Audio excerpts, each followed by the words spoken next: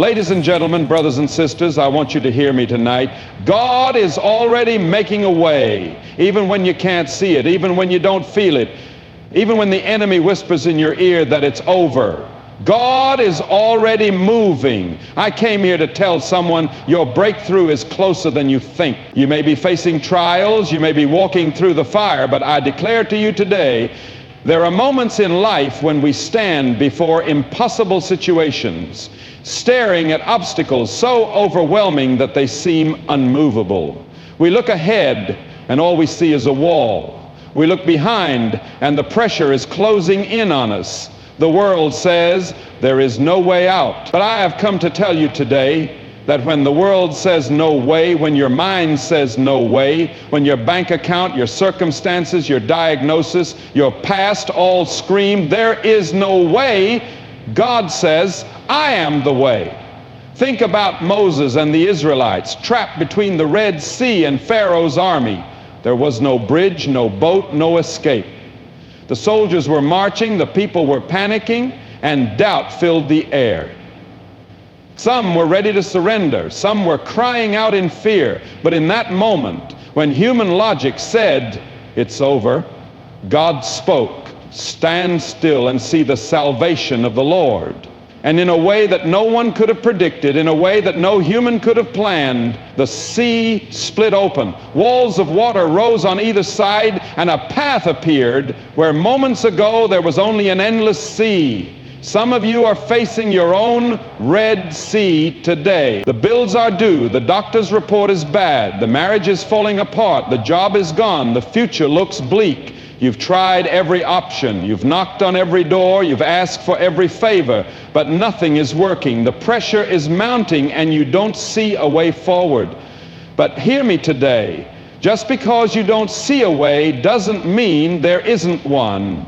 Just because every earthly solution has failed does not mean heaven has stopped working. God is still in the business of making a way where there is no way. Look at a farmer who plants his seed. He sees dry ground. There's no visible sign of life, nothing happening on the surface. But beneath the soil, beyond what the human eye can see, a miracle is in motion. The seed is breaking open, roots are forming, transformation is taking place, and in due season, what looked barren bursts into life. Some of you have been sowing, waiting, believing, and you think nothing is happening, but God is working beneath the surface. Your miracle is not delayed. Your breakthrough is not denied. The roots are taking hold. The seed is breaking open, and your season of harvest is coming. Look at the walls of Jericho. The people of Israel stood before them, massive, unshakable. No army could break through. No weapon could tear them down. But God didn't need a battering ram. He didn't need human strength. He gave them a ridiculous instruction. March around the walls and shout. To the natural mind, it made no sense. But when God makes a way, He doesn't need to follow human rules. When the people obeyed, when they walked in faith, when they lifted their voices, the walls crumbled at the sound of their praise. Some of you are staring at walls that won't move. No matter how much you push, they don't shake. No matter how much effort you give, they don't break. And the enemy is whispering in your ear, it's hopeless. But listen, you don't have to break the walls. Your job is to walk in obedience, to trust, to keep marching even when it doesn't make sense. Because when you move in faith, when you praise in the midst of the problem, when you trust in God's power, those walls will fall. Consider the woman with the issue of blood. 12 years of suffering, 12 years of rejection, 12 years of doctors shaking their heads, telling her there's no cure. She had spent everything, tried everything, exhausted every option. In the eyes of the world, she was out of hope. But one day, she heard about Jesus. And she told herself, if I can just touch the hem of His garment, I will be healed. She pushed through the crowd, past the doubt, past the fear, past the shame. And the moment her fingers brushed His robe, healing flowed into her body.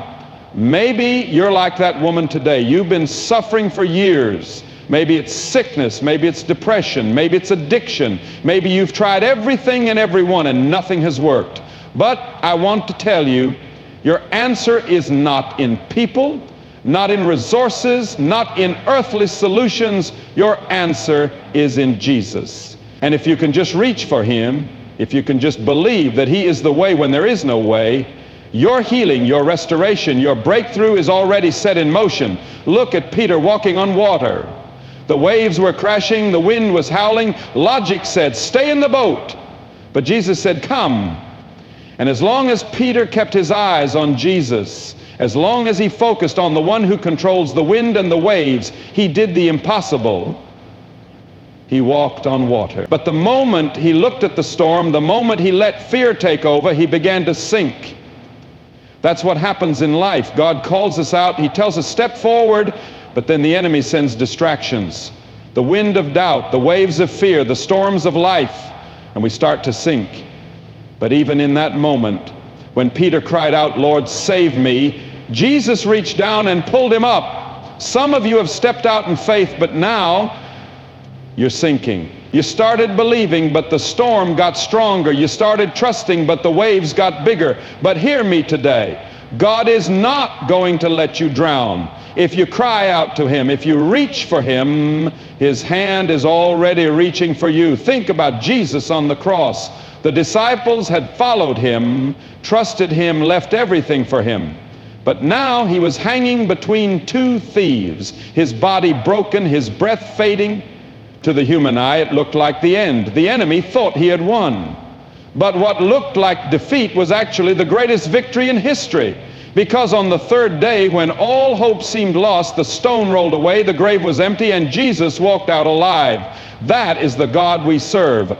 A God who turns death into life, a God who takes closed doors and swings them wide open, a God who takes the worst moments, the darkest valleys, the deepest pain, and makes a way through them. So don't you give up. Don't you turn back. Don't believe the lie that it's over. It's not over until God says it's over. And right now, in ways you can't see, in places you don't know, in the supernatural realm that your eyes cannot perceive, God is already making a way. There are moments in life when you look around and wonder, is this it? Is this how my story ends? You feel trapped, stuck in a cycle that never seems to break, surrounded by problems that feel too big to overcome. You've prayed, you've fought, you've cried, and yet the walls don't seem to move. The enemy whispers in your ear, this is your life now. Nothing will change. This is where you belong. But I came to tell you today, your current situation is not your final destination. Think about Joseph, a young man with a dream, favored by his father, full of promise. But then life took a turn. His own brothers threw him into a pit, stripped him of his coat, and sold him into slavery. He went from being the favored son to being bound in chains. It would have been easy for him to believe the lie that his dream was dead. But what he didn't know was that the pit was not his final destination. Slavery was not his final destination. The prison was not his final destination. God had a palace waiting for him. And no betrayal, no injustice, no false accusation could stop what God had already planned. Some of you feel like you're in the pit right now. Life has stripped you of your joy, thrown you into a dark place, and left you wondering, how did I get here? But what you must understand is that the pit is not permanent. It may be where you are today, but it is not where you will stay. The enemy wants to convince you that the suffering, the heartbreak, the failure, the rejection, that's your identity now, but he is a liar. The same God who took Joseph from the pit to the palace, the same God who turned his pain into purpose, is working on your story right now. Look at a butterfly. Before it ever takes flight, it starts as a caterpillar, small, overlooked, crawling on the ground. Then it goes into a cocoon, trapped, isolated, hidden from the world. In that cocoon, it must feel like the end. Everything is dark, everything is still, but what the caterpillar doesn't know is that transformation is happening. What looks like a tomb is actually the place of rebirth. And when the time is right, that same creature that once crawled on the ground breaks free and soars. Some of you feel like you're in the cocoon, isolated, stuck, surrounded by darkness. But hear me, you are not buried, you are being transformed. What feels like the end is just preparation for a greater beginning. The pressure you feel, the struggles you're facing, are not meant to destroy you. They are meant to prepare you. Because when the cocoon breaks, you won't just walk out, you will fly. Consider David, a young shepherd boy, overlooked and underestimated. While his brothers were trained warriors, he was out in the fields tending to sheep. When the prophet Samuel came looking for the next king, David wasn't even considered. But what others didn't see, God saw. When everyone else looked at him and saw just a shepherd, God looked at him and saw a king. One day, David found himself standing before Goliath, a giant, a warrior, a man who had trained for battle since his youth. Everyone around David said, "You're too small, you're too young, you can't win." But David understood something powerful. The battlefield was not his final destination. He wasn't meant to stay in the valley. He was destined for the throne. And with just a sling and a stone, he took down the giant that everyone else feared. Maybe you feel like David today. Maybe the world has overlooked you. Maybe people have counted you out. Maybe the giants in your life seem too big to face. But just because you are in the valley today doesn't mean that's where you will stay. Just because you are fighting battles today doesn't mean victory isn't coming. Your past does not define you. Your mistakes do not define you. The voices of doubt do not define you. God has already written your future, and it is far greater than anything you can imagine. Think about the prodigal son. He walked away from his father's house, wasted everything, and ended up in a place he never thought he'd be, broke, starving, living among pigs. He hit rock bottom, and in that moment he thought his story was over. But something inside him whispered, "Go home." He didn't know what would happen. He didn't know if his father would accept him, but he took a step of faith, and what happened? His father didn't turn him away. His father didn't scold him. No, his father ran to him. He embraced him, restored him, and gave him a robe, a ring, and a feast. The son thought he had lost his identity, but his father reminded him, "You are still my child." Maybe you feel like you've messed up too badly. Maybe you think you've gone too far, that God could never use you, that the best days of your life are behind you. But let me tell you something. God is not finished with you. The same God who welcomed the prodigal home is calling you home. He's saying your failure is not your final destination. Your mistakes are not the end of your story. Think about Jesus, beaten, mocked, nailed to a cross. The crowd looked at him and thought, "This is it. The miracle worker is finished." His disciples watched in despair, thinking everything we hope for is over. He was laid in a tomb, a stone rolled in front, and for 3 days it seemed like the end. But what the world didn't know was that Sunday was coming. On the third day, the grave couldn't hold him. The stone was rolled away, and Jesus stepped out in victory. What looked like defeat was actually the greatest victory in history. And because he lives, because he conquered death, your situation is not hopeless.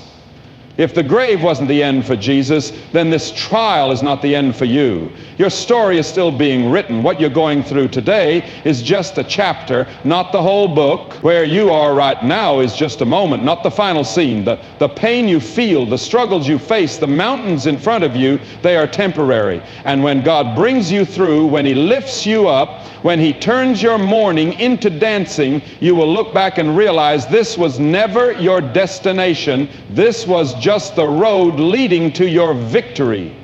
Faith is not about having all the answers. It's not about seeing the full picture before you take a step.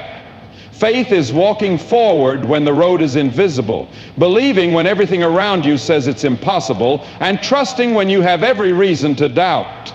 Faith is when you stand in front of a closed door and still knock. Faith is stepping into the unknown, not because you see the way, but because you know the one who does.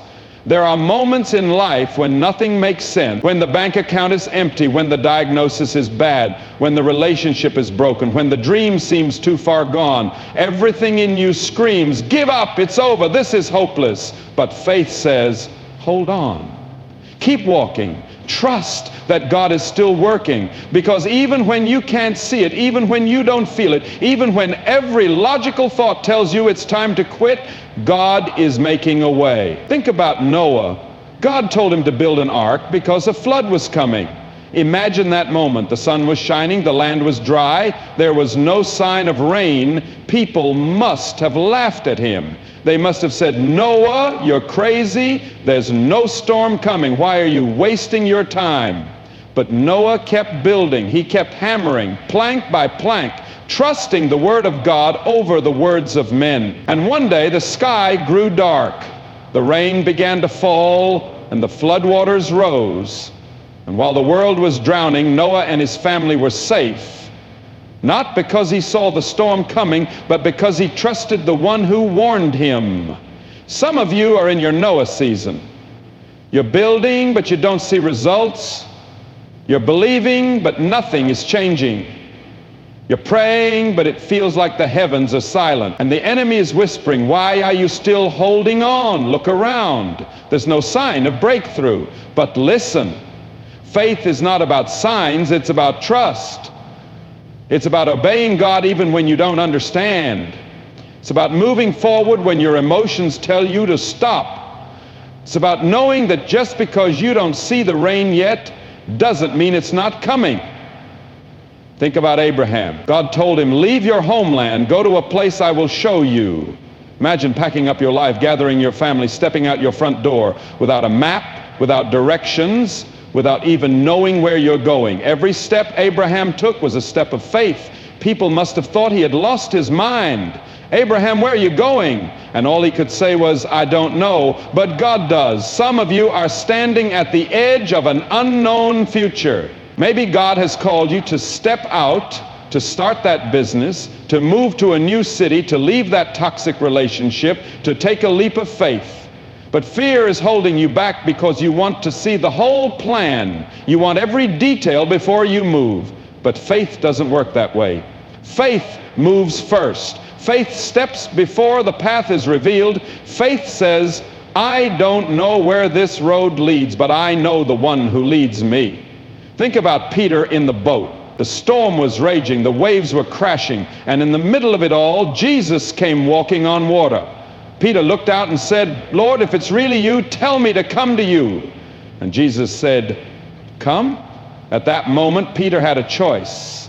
He could stay in the boat where it was safe, where it made sense, where he was comfortable, or he could step out into the impossible, trusting that if Jesus called him, he would not let him sink. And so Peter did it. He stepped out of the boat, and as long as his eyes were on Jesus, he walked on water. But the moment he looked at the storm, the moment he focused on the waves, he began to sink. That's what happens in life. As long as our faith is in God, we move in the miraculous. But the moment we shift our focus to the problem, to the storm, to the fear, we start sinking. You started strong, you believed, you trusted, but then life got hard. The enemy threw distractions, the bills piled up, the doubts crept in, and now you're thinking, maybe I made a mistake, maybe I should have stayed in the boat. But hear me, Jesus did not call you out to let you drown. He didn't bring you this far to leave you. If you're sinking, all you have to do is cry out like Peter did, "Lord, save me," and his hand will reach for you. Think about the Israelites at Jericho. God told them, march around the city for 7 days, and on the 7th day, the walls will fall. Now imagine that scene. Day 1, nothing happens. Day 2, nothing happens. Day 3, 4, 5, still nothing. It must have looked foolish. It must have felt pointless, but they kept marching. They kept trusting, they kept believing, and on the 7th day, on the 7th lap, with one final shout of faith, the walls came crashing down. Some of you are on lap 6 right now. You've been marching, you've been believing, you've been praying, but the walls haven't moved, and you're tempted to quit. But what if your breakthrough is just one lap away? What if you're on the edge of victory, and all you have to do is keep walking, keep trusting, keep believing? Think about the woman with the issue of blood. 12 years of suffering. 12 years of doctors giving her bad news. 12 years of disappointment, rejection, and hopelessness. But one day, she heard that Jesus was passing by, and in that moment, faith rose up inside her. She pushed through the crowd, reached out, and touched the hem of his garment, and instantly she was healed. Faith is reaching when everything tells you to sit down. Faith is pushing when life tells you to quit. Faith is believing that one touch, one prayer, one moment in God's presence can change everything. Faith doesn't mean you won't have doubts. It doesn't mean you won't feel afraid. It doesn't mean you won't have moments when you want to give up. But faith says, even in my fear, I will trust. Even in my doubt, I will believe. Even when I can't see the way, I will walk forward because I know my God never fails. What you see right now is not the full story. The enemy wants you to focus on the darkness, on the delay, on the impossibility. But God wants you to lift your eyes higher, to look beyond the storm, beyond the struggle, beyond the fear, and see that He is already working. Because faith is not about what you see. Faith is trusting when you can't see. When God puts His hand on something, no force in hell can stop it. No opposition, no attack, no delay, no setback, nothing can stand in the way of what God has ordained. The enemy may try, he may send obstacles, he may whisper lies, he may bring discouragement, but the truth remains. The enemy can't stop what God has started. Think about Moses, a baby born in the middle of a death sentence. Pharaoh had ordered every Hebrew baby boy to be killed. But what God had planned for Moses could not be stopped. His mother hid him for 3 months, then placed him in a basket and set him afloat on the Nile. The enemy thought he had won. Pharaoh thought his command had wiped out the future of Israel. But what happened? The very thing meant to destroy Moses became the vehicle that carried him into destiny. Instead of drowning, he was found by Pharaoh's own daughter and raised in the palace. The enemy tried to kill him, but God had already started something. He had already written Moses' story. And when God starts something, no decree, no king, no army can stop it. Moses grew up, and years later, the very man that Pharaoh tried to eliminate stood before him and declared, "Let my people go."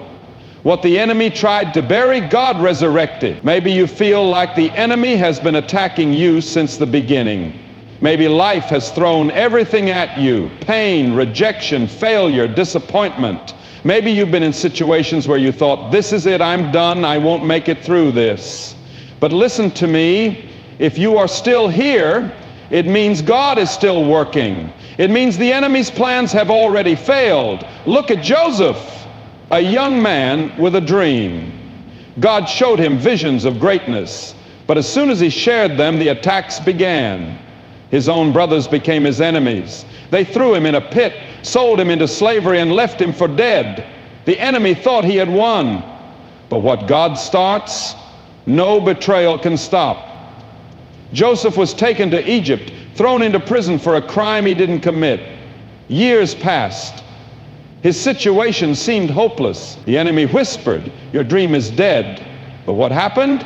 In one moment, God turned it all around. The prison doors opened, and Joseph was elevated to the palace. The very land where he was once a slave became the land where he ruled. The very people who betrayed him had to come to him for help. The enemy tried to kill the dream, but he couldn't stop what God had started.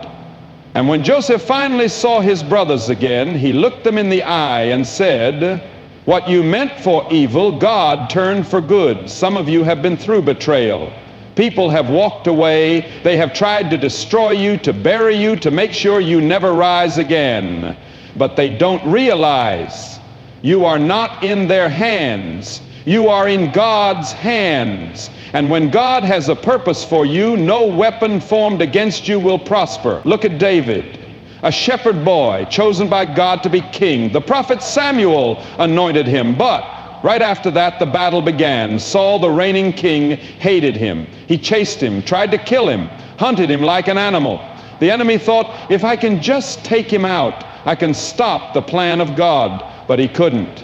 David was protected. David was preserved. For years, David ran for his life, living in caves, hiding in the wilderness.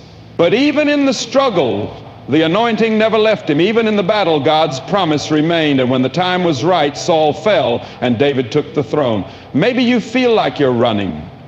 Maybe you feel like every time you get close to your breakthrough, another attack comes. Maybe you've been waiting for years, wondering, God, when will this battle end? But hear me. If God has started something in your life, no attack, no delay, no opposition can cancel it.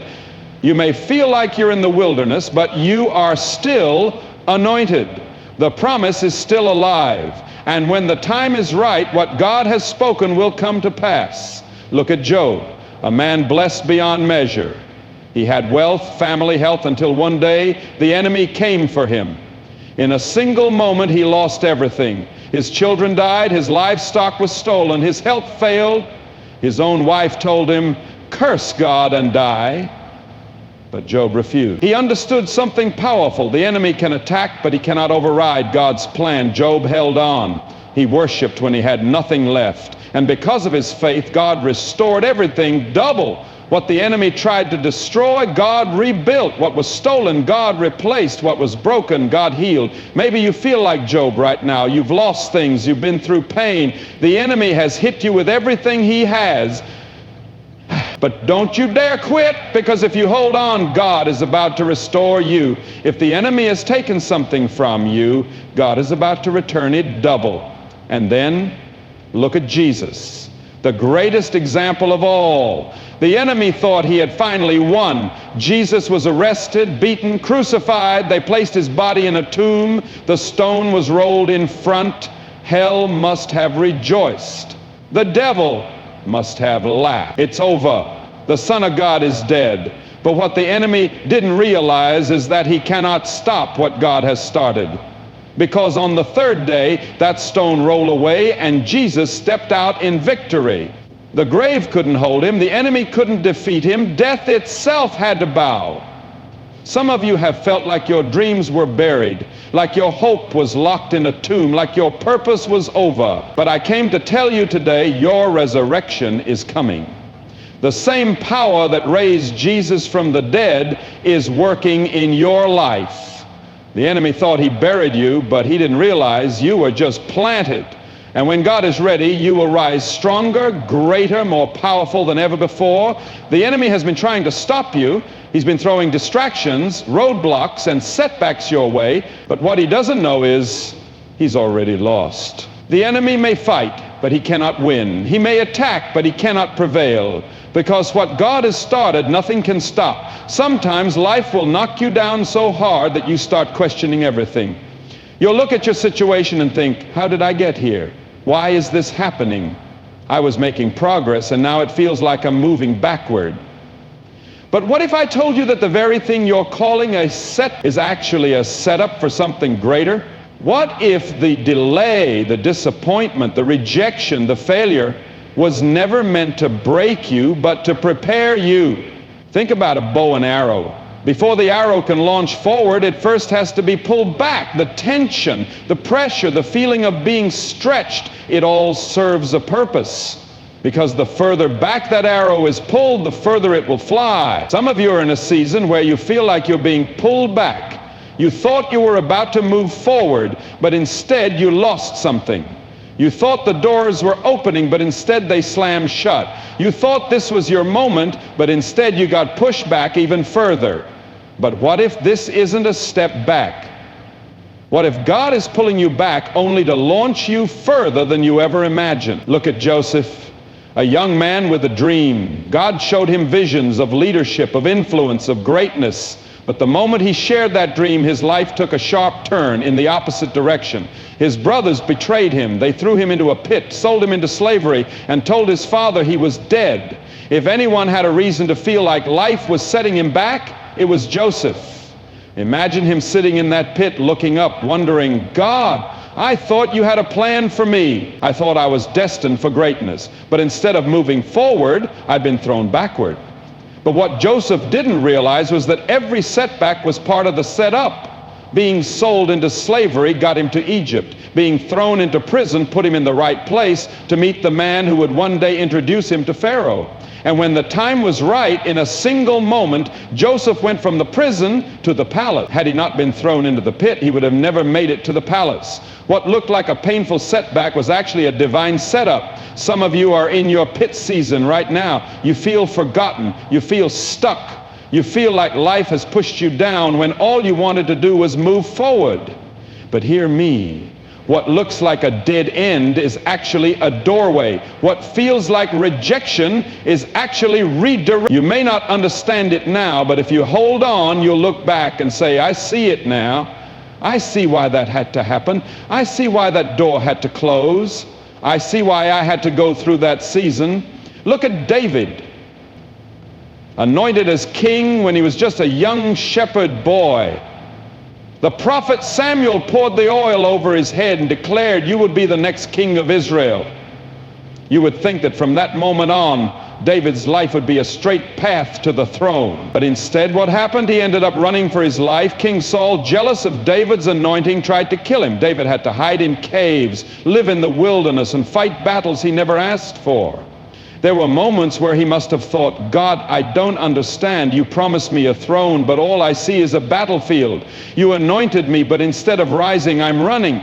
But what David didn't realize was that the struggle was part of the setup. The battles he fought in the wilderness prepared him for the battles he would fight as king. The rejection, the isolation, the hardship, it all strengthened him, sharpened him, and shaped him into the man who could sit on the throne and lead a nation.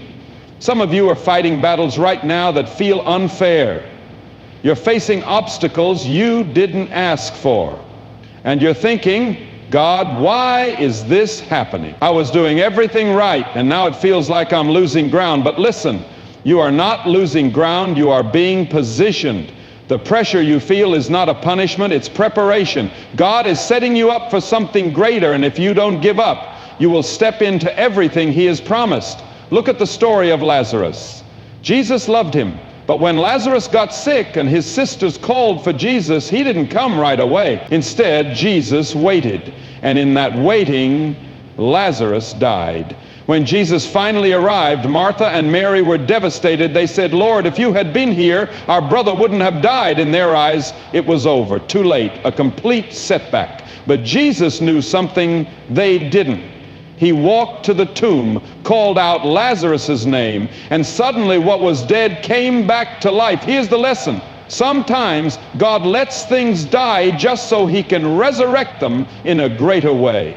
What looked like a setback was actually a setup for a greater miracle.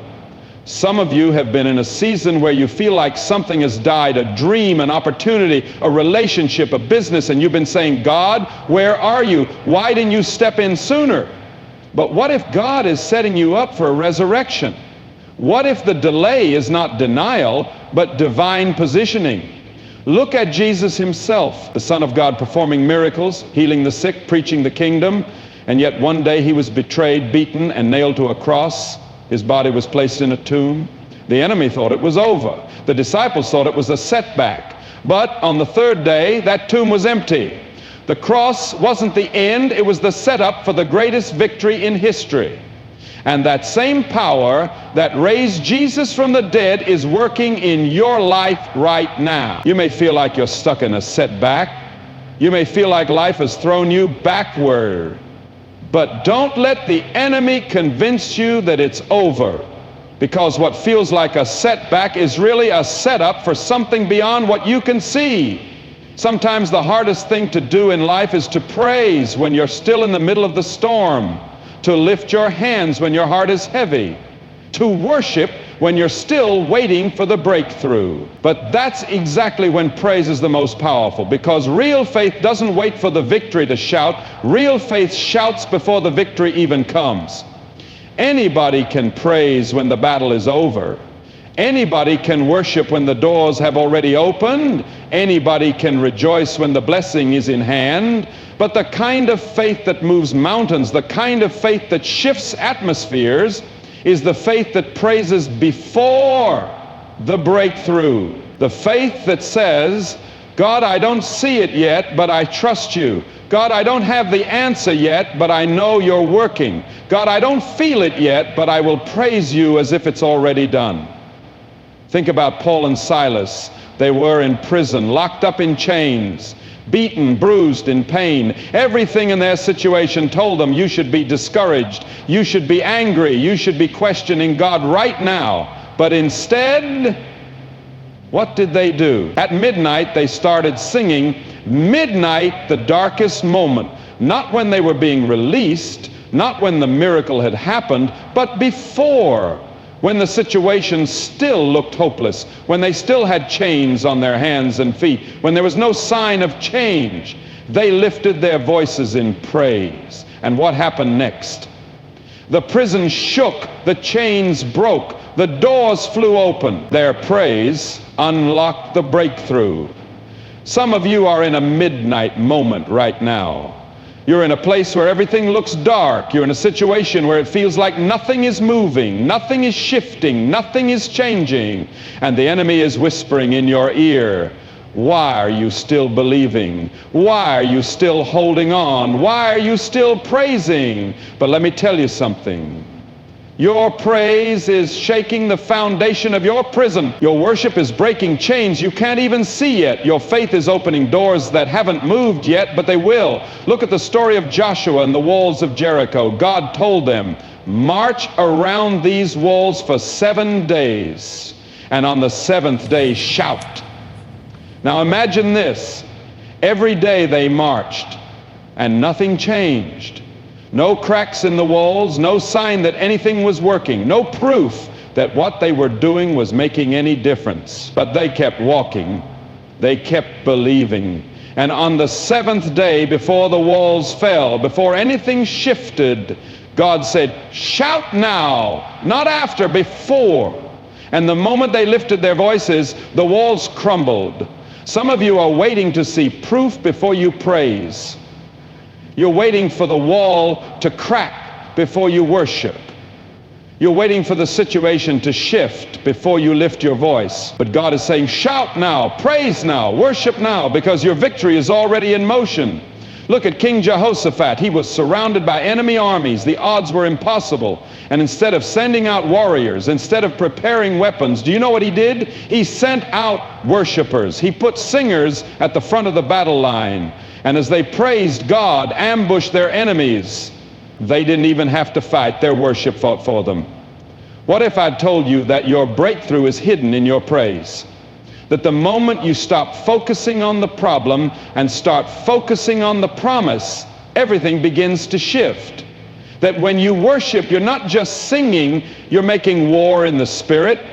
Some of you have been fighting battles in your own strength. You've been trying to fix things, trying to figure it all out, trying to make things happen on your own. But what if instead of worrying, you started worshiping? What if instead of stressing, you started singing? What if instead of doubting, you started declaring, God is good, God is faithful, God is fighting for me? Because here's the truth, your praise is a weapon. It confuses the enemy, it shifts the atmosphere, it invites God into your situation. The enemy wants to steal your worship because he knows how powerful it is. He wants to keep you focused on the problem so you won't focus on the one who holds the solution. He wants to silence your praise because he knows that when you open your mouth, chains start to break.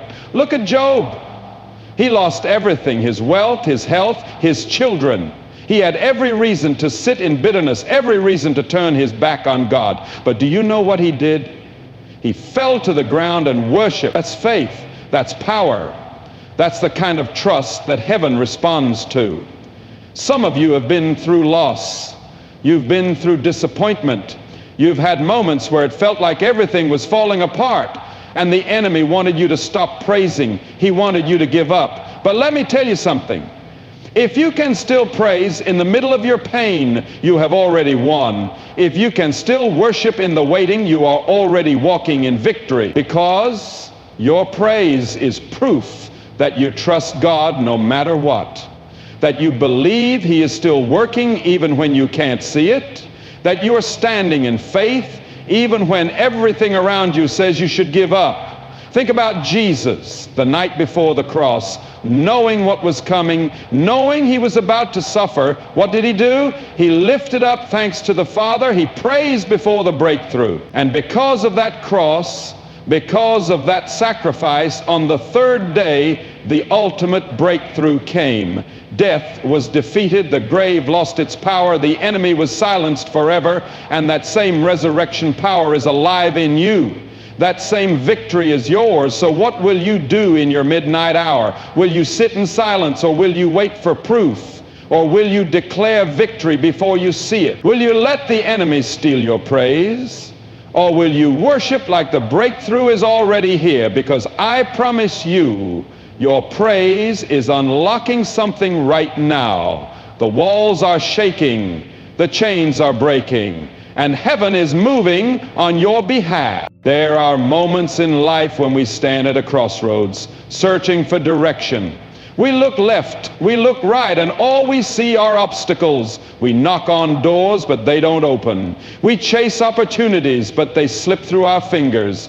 We ask, which way do I go? How do I move forward? And sometimes the silence feels deafening. But here's what I want you to understand. The way is not a path. The way is not a plan. The way is a person, and his name is Jesus.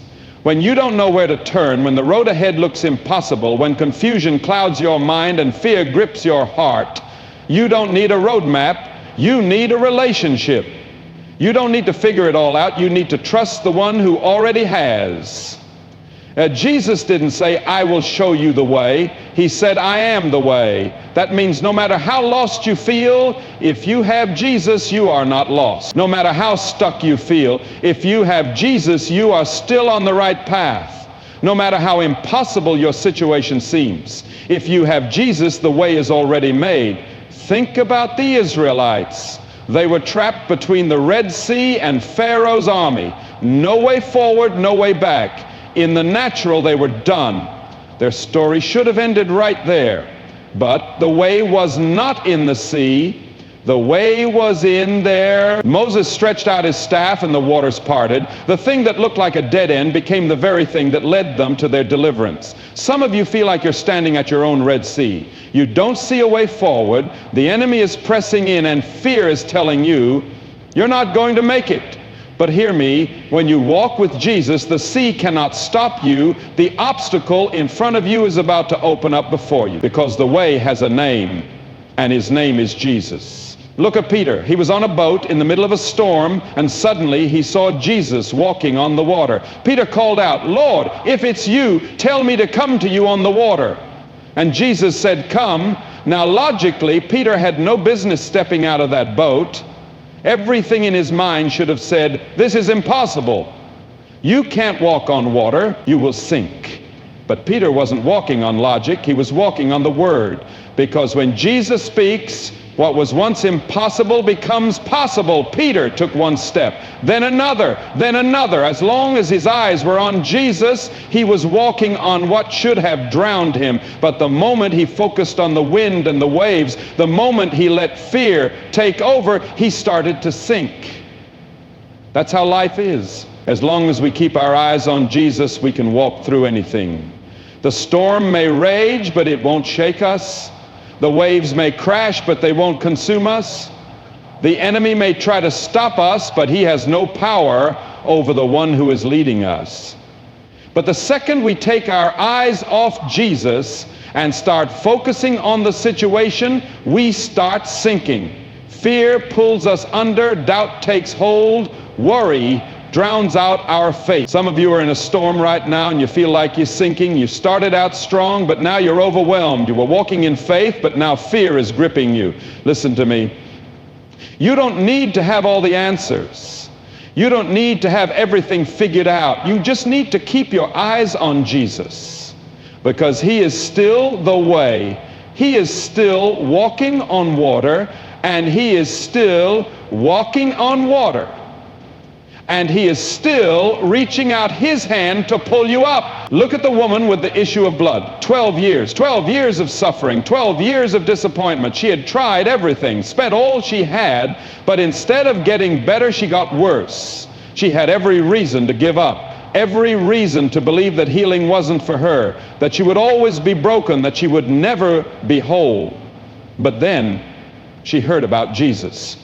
And something inside of her said, if I can just touch the hem of his garment, I will be healed. She didn't need an invitation. She didn't need anyone to clear the way. She didn't wait for permission. She just pushed through the crowd, reached out and touched Jesus. And in an instant, the sickness that held her for 12 years was gone. Because when you touch Jesus, everything changes. Some of you have been battling something for a long time. You've tried everything. You've prayed, you've cried, you've searched for answers, and maybe deep down you've started to wonder, is this just the way things will always be? But let me tell you something, Jesus is still passing by. And if you reach out in faith, he is still healing. He is still restoring. He's still making a way where there is no way. Look at the cross. When Jesus was nailed to that cross, it looked like the end. The disciples scattered. The crowds that once followed him now mocked him. The sky went dark. The ground shook.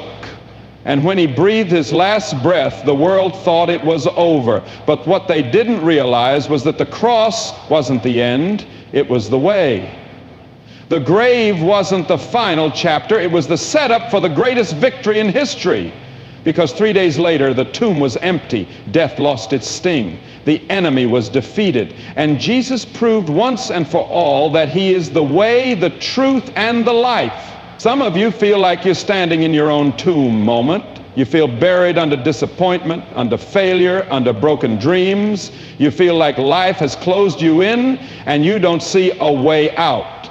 But let me remind you, the stone has already been rolled away. The same power that raised Jesus from the dead is alive in you.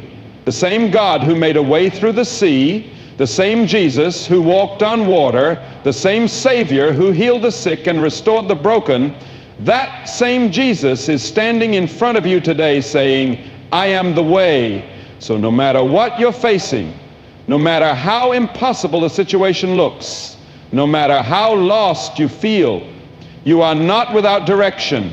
You are not without hope. You are not without a way, because the way has a name. And his name is Jesus. You've been searching for a way, but let me tell you, the way is already here. The way is not in the opinions of others. The way is not in what the world tells you. The way is not in your past, not in your failures, not in your fears. The way is in Jesus. You may be standing in a dark place right now, but light is about to break through. This is not where your story ends. Your pain is not permanent. Your struggle is not your identity. Your setback is not your final chapter. Because when God writes your story, defeat is never the ending. Resurrection is. Some of you have been waiting for the right moment to believe again, waiting for the perfect circumstances before you step out in faith. But hear me loud and clear. Faith doesn't wait for proof. Faith moves when everything still looks impossible. You don't need to see the whole staircase, just take the first step. You don't need to know how it will all work out, just trust the one who does. You don't need to have all the answers, you just need to know the one who is the answer. You've come too far to stop now. You've been through too much to turn back now. God didn't bring you this far just to leave you. If he made a way before, he will make a way again. If he opened doors before, he will open doors again. If he did it for others, he will do it for you. You might feel like you're in the waiting season, but don't mistake waiting for wasting. God is working while you wait. You may not see it, but behind the scenes, things are shifting. Your name is being mentioned in rooms you haven't walked into yet. Doors are being prepared that you haven't even knocked on yet. The opportunity is coming, the breakthrough is coming, the miracle is coming, but what will you do while you wait? Will you sit in doubt, or will you walk in faith? Will you stay in fear, or will you declare victory before you even see it? Because, hear me, winners don't wait for the perfect moment, they create it. Champions don't wait for things to get easier, they get stronger. Legends don't wait for applause, they keep pushing even when nobody is watching. You are not made to live in defeat. You were not made to stay stuck in fear. You were made for more. So rise up. Rise up like David facing Goliath, knowing that giants fall. Rise up like Joseph in the pit, knowing that the palace is coming. Rise up like Esther, knowing that you were born for such a time as this. Don't let the enemy convince you that this is where your story ends. The grave couldn't hold Jesus, and your situation won't hold you. The walls of Jericho couldn't stand against the sound of faith, and the walls in your life are about to crumble too. The prison doors that held Paul and Silas couldn't withstand their worship, and whatever has been keeping you locked in will not hold you any longer. There is a fire inside of you, a fire that no storm can put out, a purpose that no enemy can steal, a destiny that no failure can erase. This is your time. This is your moment. The past is gone. The pain is breaking, the chains are falling, the way has been made, the door is open, the victory is already yours. Now, walk in it.